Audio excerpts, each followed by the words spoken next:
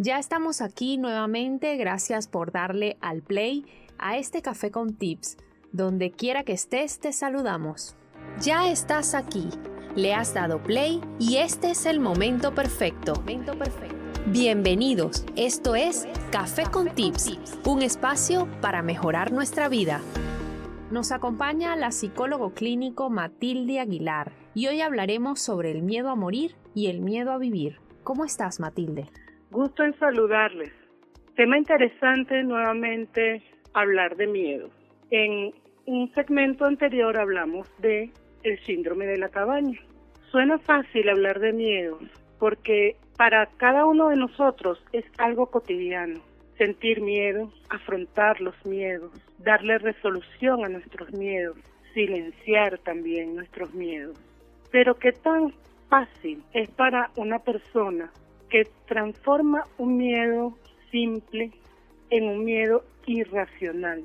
Cuando hablamos de miedos irracionales estamos hablando de fobias, y dentro de la gama de los miedos podemos tener miedo al fracaso, miedo al abandono, miedo a la pérdida, miedo a la soledad, miedo a enfrentar situaciones nuevas, miedo al hablar en público. Todos estos miedos, de alguna u otra manera, siempre han sido inculcados o reforzados también dentro de nosotros, de nuestro sistema de creencias, de nuestro repertorio conductual, por las actitudes sociales. Dentro de un bagaje sociocultural, nuestros patrones de crianza nos van instaurando determinados tipos de miedo, aun cuando el miedo es una emoción que por naturaleza nos va a permitir protegernos, nos va a permitir evitar situaciones peligrosas. Pero qué tan difícil es cuando no hay situaciones de peligro, no hay situaciones de defensa, sino que somos nosotros los que estamos creando esas situaciones en nuestra imaginación, en nuestros pensamientos. Es de allí que debemos empezar a abordar un miedo que se transforma en una situación tabú socialmente. Y este miedo viene siendo el miedo a la muerte. Muerte que socialmente, desde nuestra cultura, para muchos es algo que se silencia. Desde niños nos evitan hablar de ello, expresar lo que sentimos ante la pérdida de un familiar, saber qué sucede cuando alguien se va, saber qué hay en los cementerios, qué pasa con nosotros después que morimos.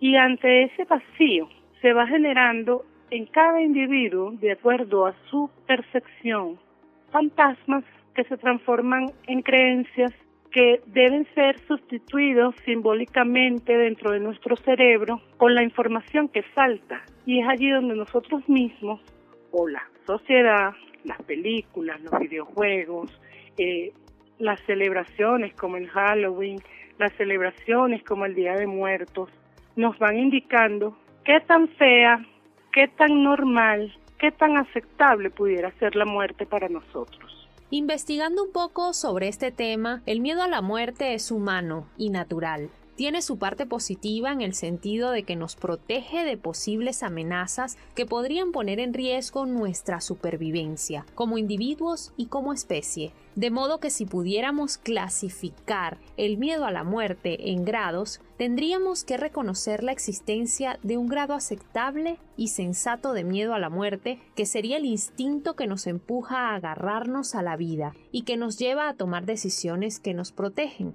Sin embargo, cuando el miedo a la muerte nos visita muy seguido y se convierte en una obsesión o una fobia, cuando dejamos de hacer determinadas cosas por miedo a que algo malo ocurra, cuando dejamos de disfrutar de la vida por miedo a perderla, estamos hablando de algo muy distinto.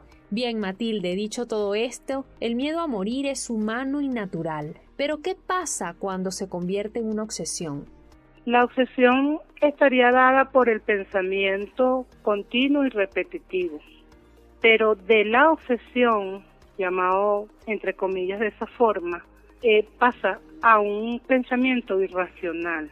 Y este pensamiento irracional hace que se visualice la o se perciba la muerte como algo extremadamente negativo y fuera de control. El miedo a morir puede llegar a generar tanto sufrimiento y angustia que nos puede impedir vivir. Es por eso que muchas veces hablamos de que no existe una limitación específica, o es como si se difumina el límite entre lo que es el miedo a morir y el miedo a vivir, porque la paralización que producen los síntomas fisiológicos y el proceso psicológico en el individuo que lo incapacita, lo inhabilita a actuar, le limita en llevar una vida de una forma normal, de tomar riesgos, de asumir responsabilidades, de tener un proyecto o una visión de futuro, porque simplemente cuanta acción realice que pudiera él asociar al objeto fóbico, le limita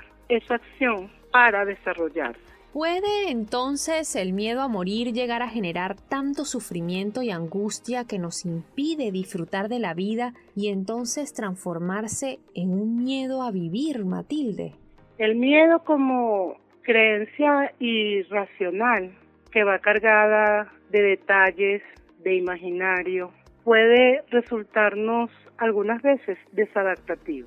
¿Qué quiero decir con esto? Que no nos va a permitir actuar de manera eficiente y eficaz en determinados espacios, en determinados ambientes. Pero cuando el miedo se transforma en un pensamiento persistente, repetitivo e irracional, ya allí estamos hablando de fobias. Y dentro del bagaje de las fobias nos vamos a encontrar con una fobia que es denominada tanatofobia. Es una fobia que tiene que ver con el miedo que nosotros podamos sentir hacia nuestra propia muerte, hacia lo que ella simboliza en otros, o generalizarla a todos los estímulos o todos los elementos que tengan que ver con la simbolización de la muerte.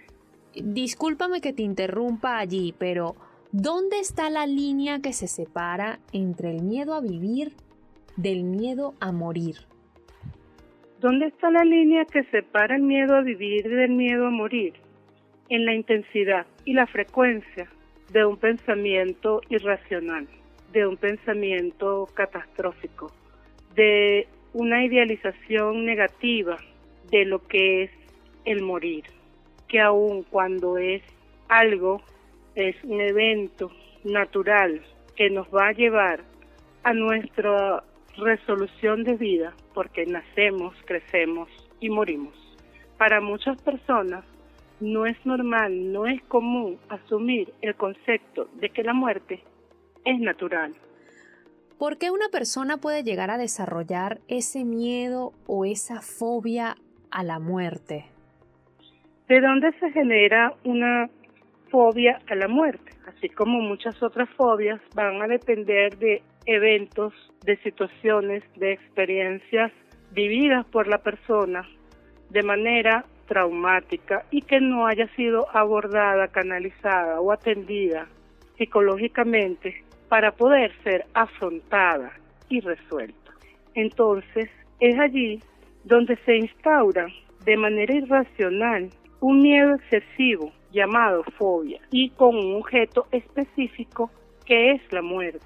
Esta fobia va a llevar que el sujeto evite situaciones, conversaciones, eventos que tengan que ver con el tema fóbico o con el objeto fóbico, que en este caso viene siendo la muerte. ¿Y cómo me doy cuenta, Matilde, de que estoy padeciendo esto? Esta fobia va a generar en el sujeto una cantidad de síntomas que pudieran parecerse a la ansiedad, pero es porque la ansiedad y los ataques de pánico están inmersos en la fobia. ¿Qué sucede con los síntomas?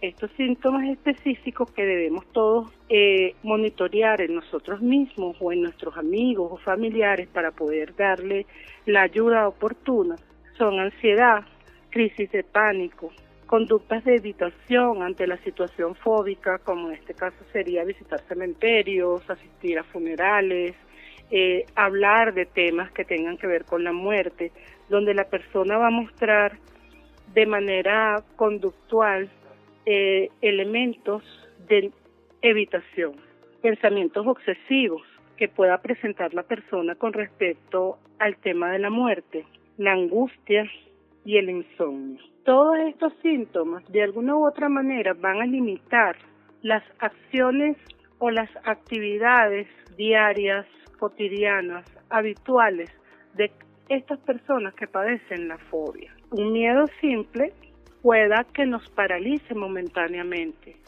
pero ya cuando es una fobia, el choque y los síntomas a nivel biológico, fisiológicos, son exacerbados.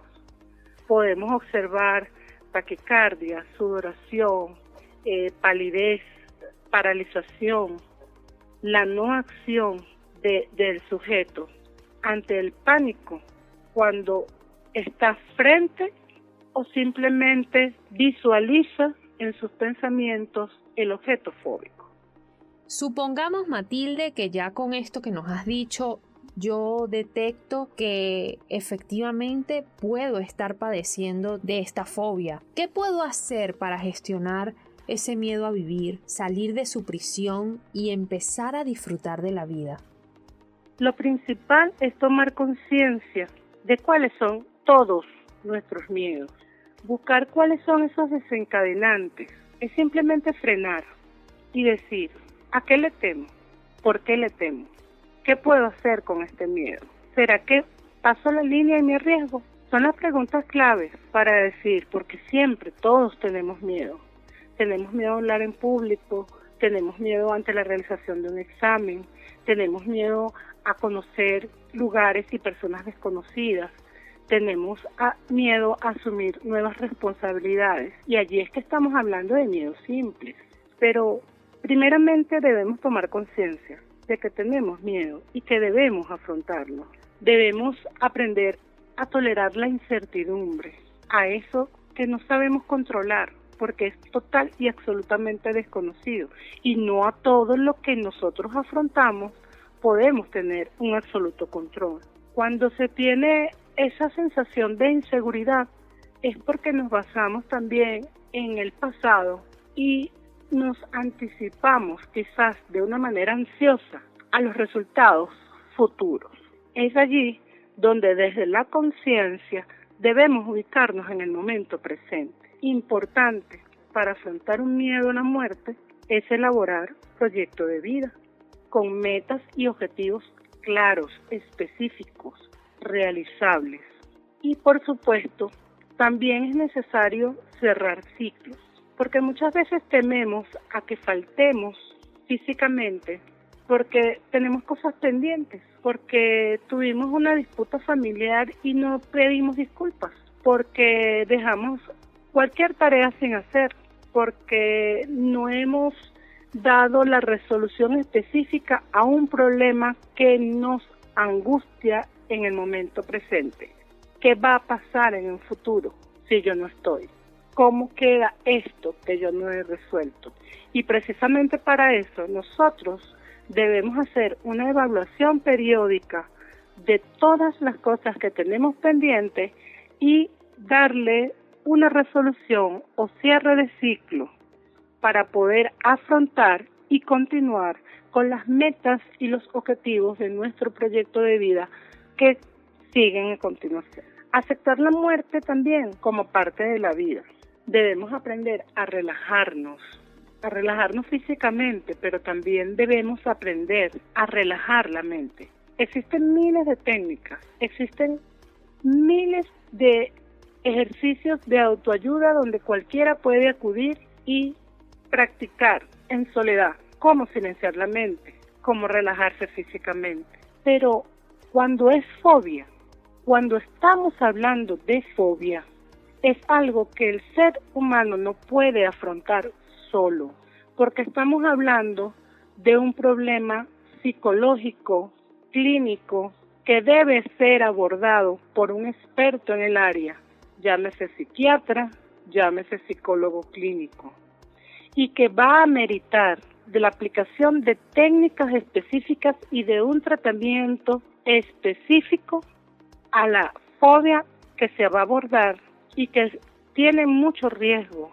es decir, está bajo la estricta responsabilidad científica y la experiencia del experto poder abordarla y que la persona pueda salir de su problema fóbico. Sin duda un tema que tiene mucha tela que cortar, pero el tiempo se nos agota, Matilde. Tu mensaje final para esas personas que hoy nos escuchan y que se han identificado con este tema tan poco abordado en nuestra sociedad. Recordemos que todas las emociones son buenas, son positivas, hasta esas denominadas negativas. Y el miedo es una de esas emociones importantes que nos va a ayudar a protegernos de los peligros, del acecho, de lo desconocido quizás. Pero el miedo debe ser afrontado, se le debe dar resolución y debemos adquirir estrategias para superarlos.